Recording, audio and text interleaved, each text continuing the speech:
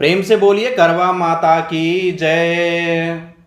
प्रिय भक्तों, मैं पंडित आलोक तिवारी आज के इस वीडियो के माध्यम से करवा चौथ व्रत की कथा लेकर के आपके सामने प्रस्तुत हुआ हूं। तो आप कथा का श्रवण कीजिए और पुण्य के भागीदार बनिए। अत्यंत प्राचीन समय की बात है। एक नगर में एक साहूकार रहा करता था।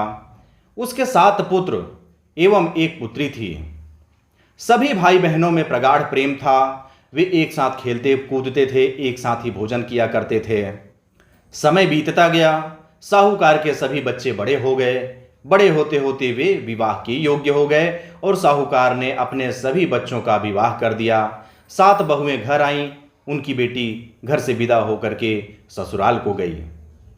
कुछ समय के पश्चात साहूकार की पुत्री मायके आई और वह कार्तिक का महीना था। जब कार्तिक कृष्ण पक्ष की चतुर्थी तिथि आई तो साहूकार की पत्नी, 7 बहुएं और पुत्री सहित सब ने मिलकर के चौथ का व्रत रखा। जब शाम को सभी 7 भाई वापस आए तो बहन से बोले कि बहन आओ हम भोजन करते हैं। तब बहन ने बताया कि आज मैंने चौथ का व्रत रखा है। जब तक चांद नहीं निकल आते और मैं उनका अर्घ्य दे करके पूजन नहीं कर लेती तब तक मैं भोजन नहीं करूंगी।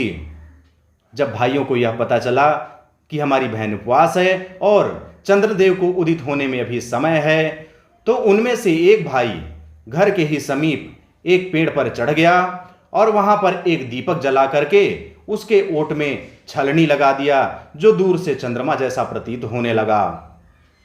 बाकी 6 भाइयों ने बहन के पास जाकर के कहा कि बहन खिड़की से देखो, चांद उग आया है। जब बहन खिड़की के पास जाकर के देख रही है तो उस नकली चांद को असली चांद समझ बैठी और अपने भाभियों के पास आकर के बोलने लगी कि भाभी भाभी चांद निकल आया है, चलो अर्घ दे करके पारण कर लिया जाए। तब भाभियों ने कहा कि यह तो तुम्हारा चांद निकला है, हमारा चांद तो कुछ समय के पश्चात ही निकलेगा। भाभियों की ऐसी बात सुन करके साहूकार की पुत्री नहीं मानी और जा करके उस नकली चांद को ही अर्घ दे करके वापस आई और पारण करने के लिए भोजन की थाल सजा करके बैठी। जैसे ही उसने पहला निवाला मुंह की ओर बढ़ाया उसमें एक बाल दिखा। दूसरा निवाला मुंह की ओर बढ़ाया तो उसमें एक कंकड़ दिखा और जैसे ही उसने तीसरा निवाला अपने मुंह की ओर बढ़ाया तभी ससुराल से एक संदेशा आया कि तुम्हारा पति बहुत ही बीमार है, जितना शीघ्र हो सके अपने ससुराल पहुंचो।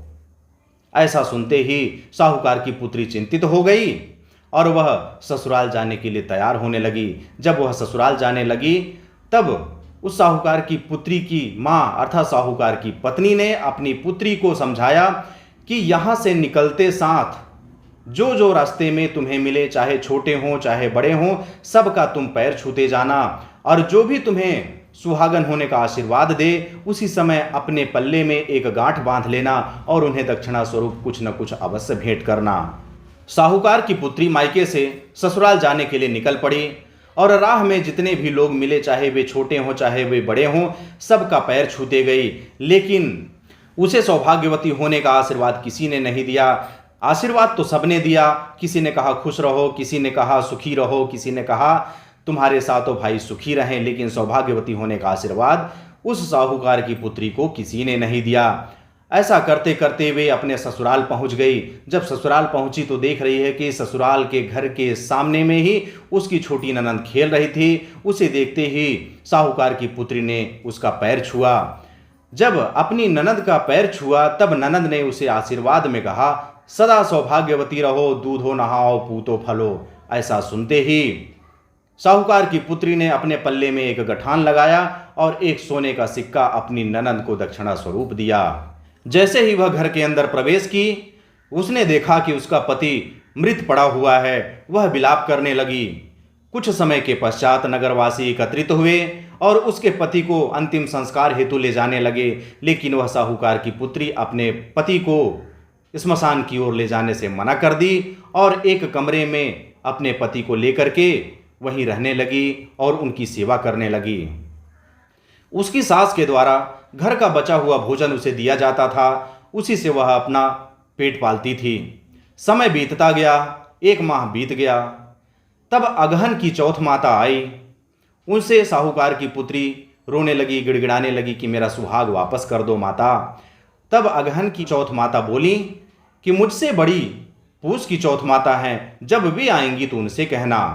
फिर से समय बीतता गया। पूस की चौथ माता आई। उनके सामने भी साहूकार की पुत्री रोने लगी, गिड़गिड़ाने लगी कि मेरा सुहाग वापस कर दीजिए। तब पूस की चौथ माता बताई कि अगले आने वाली चौथ माता मुझसे भी बड़ी हैं।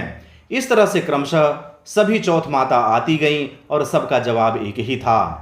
और जब आश्विन महीने की, कुंवार महीने की चौथ माता आई, उनको देख करके भी साहूकार की पुत्री रोने लगी, गिड़गिड़ाने लगी कि मेरा सुहाग वापस कर दीजिए। तब आश्विन माह की चौथ माता बताने लगी कि कार्तिक माह की चौथ माता तुमसे नाराज हैं। जब वे आएंगी तो उनके सामने विनती करना, हो सकता है वे तुम्हारे पति को लौटा दें। समय बीतता गया। 1 वर्ष बीत गए। पुनः कार्तिक महीना आया और कार्तिक की चौथ माता आ गईं और उसे आवाज लगाने लगीं, अपने भाइयों की प्यारी करवा लो, दिन में चांद उगाने वाली करवा लो, व्रत का खंडन करने वाली करवा लो। यह सुनकर के साहूकार की पुत्री उनके पास पहुंची और उनके सामने जा करके विलाप करने लगी, उनके सामने गिड़गिड़ाने लगी कि हे माता, मेरे पति को जीवित कर दीजिए, मेरा सुहाग लौटा दीजिए।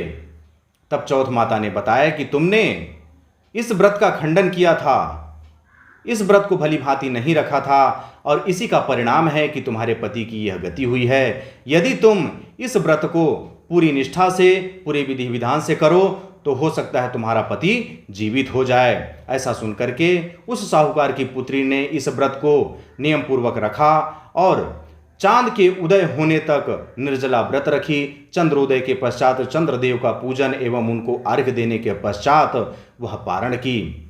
ऐसा देख करके चौथ माता प्रसन्न हो गई और अपने माथे से कुमकुम निकाल करके उस साहूकार के पुत्री के पति अर्थात साहूकार के दामाद के ऊपर छींटे मारी और जैसे ही उसके शरीर पर छींटे पड़े वह जीवित हो गया और वह उठकर बैठ गया। जिस तरह से करवा माता ने साहूकार की पुत्री के पति को जीवित किया, उसी तरह से जो भी स्त्री करवा चौथ का व्रत पूरी श्रद्धा एवं निष्ठा के साथ रखेगी, उसके पति भी निश्चित रूप से दीर्घायु होंगे और लंबी उम्र को प्राप्त करेंगे। बोलिए करवा माता की जय।